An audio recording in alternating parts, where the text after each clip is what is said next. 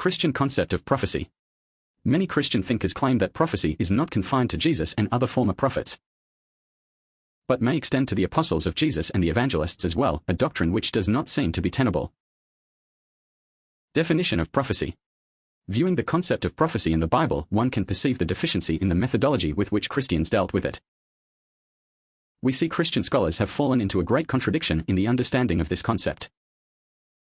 As a result, Prophet Jesus' prophecy was abused, though it was the greatest characteristic that was given to him by his Lord Almighty. Research in this topic leads us to the inevitable result of a Christian manipulation with this accurate concept.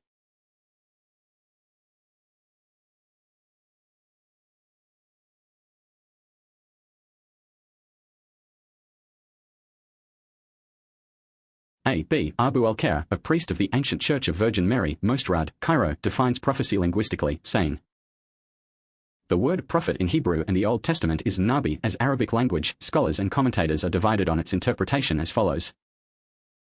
1. The word prophet is derived from the words nun and beth. The literal meaning of the word is to explode in, or flow into. This means the flow of the Spirit into the prophet. 2. The word is derived from Assyrian or Akkadian verb nabu, meaning to call or to summon. 3. The word is derived from the Arabic verb naba, which means to announce or tell, while in Hebrew it means coming up with a prophesy.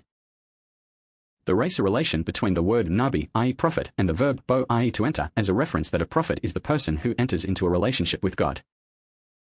5. There is a correlation between the words naba, news, and the word Jehovah, so the prophet is the one who talks about God's revelation. He also goes on to explain this term, saying, then the prophet is the one to whom God reveals secrets to announce to humanity. Jeremiah, the prophet, affirms that, along with the Spirit, prophets stand in the presence of God, or in his heavenly assembly. They hear his words and divine advice that he wants to announce. According to the Old Testament, the word prophet indicates that the prophet is the one on through whose mouth God speaks. The word prophet has been repeated more than 430 times in the Bible.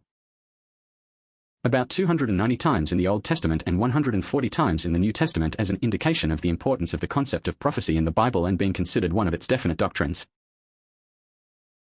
Many Christian thinkers claim that prophecy is not confined to Jesus and other former prophets, but may extend to the apostles of Jesus and the evangelists as well, a doctrine which does not seem to be tenable. Caption. Was Christ a prophet? A.B. Abu al-Khair answers this question by saying, Jesus is the image of God, or the image of the invisible God. The image of God should be considered a God. Christ took many titles, including the title of the prophet, because he came in the body. He took the image of the humans and performed countless divine works concealing his divinity and did not refer to it except in few times. Although most of his works and sayings confirmed the truth of his essence being the incarnate deity. Therefore people thought him to be a prophet. The multitude said, this is Jesus, the prophet from Nazareth. He elsewhere says, nevertheless, Christ practiced the work of the prophet and the function of prophecy, and he performed many of the acts of the prophets, but with divine authority stemming from his being the incarnate deity and the word of God coming from heaven. So he did not say like what the prophets used to say, thus he, God says, or the Lord said so and so. Rather he used his divine sayings, repeating the phrase, truthfully I say to you, 62 times. Strangely enough, Abu al-Khair combined several contradictions in the person of Christ. Once he claimed Christ to be God.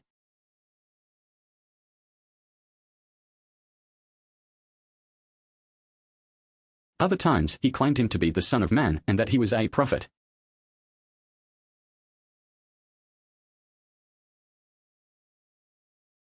Since it was difficult for him to combine all these three components in the sole person of Jesus, he utilized incarnation theme to convince us of this belief.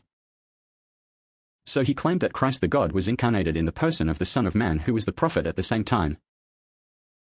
However, we may ask, if the prophet was the one who foretells about God, the Lord, how could Christ the God foretells about himself without a means to do so?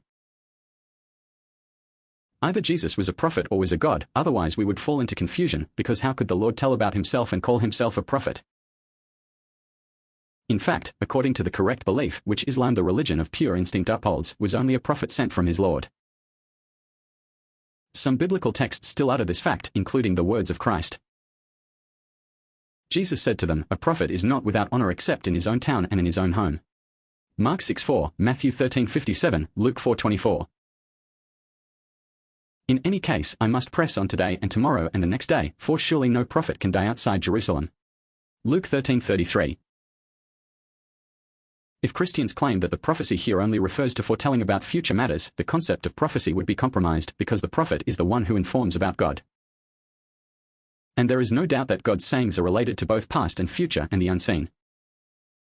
Thus, one feels the confusion Christians made to the concept of prophecy. It seems that A.B. Abu al-Khair is not certain whether Jesus was a prophet or not, so he claims that Christ did the actions of the prophets and people claimed him to be a prophet.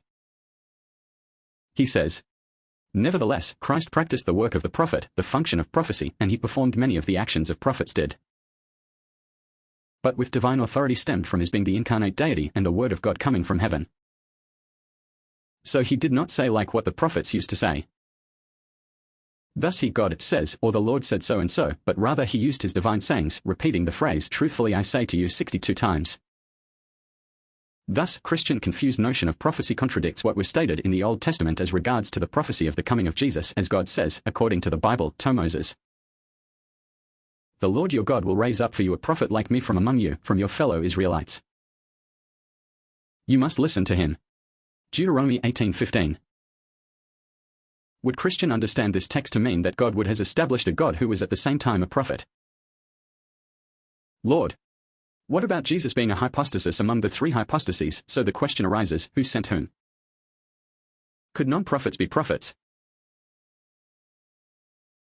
Many Christian thinkers claim that prophecy is not confined to Jesus and other former prophets, but may extend to the apostles of Jesus and the evangelists. They inferred such doctrine from the texts extending prophecy to them like Judas and Silas, who themselves were prophets, said much to encourage and strengthen the believers. Acts 15:32. Now in the church at Antioch there were prophets and teachers, Barnabas, Simeon called Niger, Lucius of Cyrene, Manaen, who had been brought up with Herod the Tetrarch, and Saul. Acts 13:1. A.B. Abu al-Khair says, the prophets of Christianity were leaders in the early church. Their leadership was spiritual, educational and pastoral within the framework of the Christian community primarily. Saul, Paul the Apostle, Barnabas, Silas and Judah were among the prophets of Christianity. Christians claimed that prophecy means preaching, or foretelling news about the future, or inspiration, which should not be confined to prophets. They cite the following text to support their claim. For you may all prophesy one by one, that all may learn, and all may be comforted. 1 Corinthians 14:31. Paul says, but the one who prophesies speaks to people for their strengthening, encouraging and comfort. Anyone who speaks in a tongue edifies themselves, but the one who prophesies edifies the church. 1 Corinthians 14:3.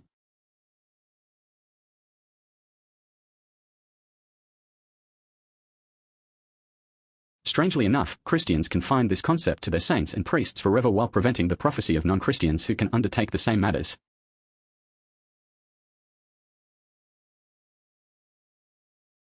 In the Gospels, we find what indicates that they, Gospels, were merely a human effort and cannot denote the infallibility of its authors or the prophecy of one of them. They were not sure of what they wrote and inserted ridiculous phrases which indicated human intervention with the Word of God.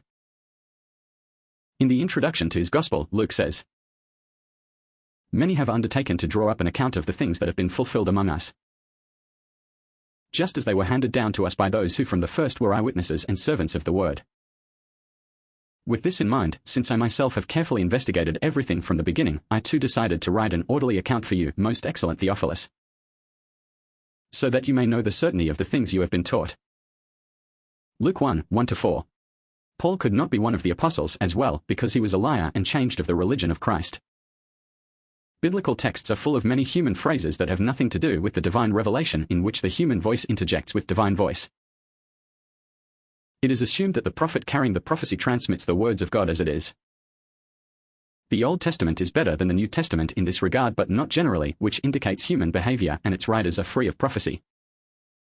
Among these phrases, the letters between the New Testament writers and their disciples, which indicate human intervention in the divine text. For example, John says, the elder, to my dear friend Gaius, whom I love in the truth. Dear friend, I pray that you may enjoy good health and that all may go well with you, even as your soul is getting along well. It gave me great joy when some believers came and testified about your faithfulness to the truth, telling how you continue to walk in it. I have no greater joy than to hear that my children are walking in the truth. Dear friend, you are faithful in what you are doing for the brothers and sisters, even though they are strangers to you. They have told the church about your love. please send them on their way in a manner that honors God.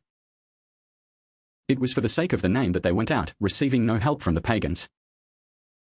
We ought therefore to show hospitality to such people so that we may work together for the truth. 3 John 1-8. Likewise, there are matters attributed to some of the disciples which are not worthy of the position of the prophets and messengers, like Peter's betrayal of Christ, Luke 22:34, and Christ's condemnation of this act, Luke 9:12. So the disciples of Jesus were not messengers or prophets in the idiomatic sense, but rather they were messengers of Christ himself communicating his vocation, and not the messengers of God receiving revelation from him. If they were prophets, why should Christ foretell about a comforter to be with his nation forever after his death? References. Al-Sakar, Is the New Testament the Word of God?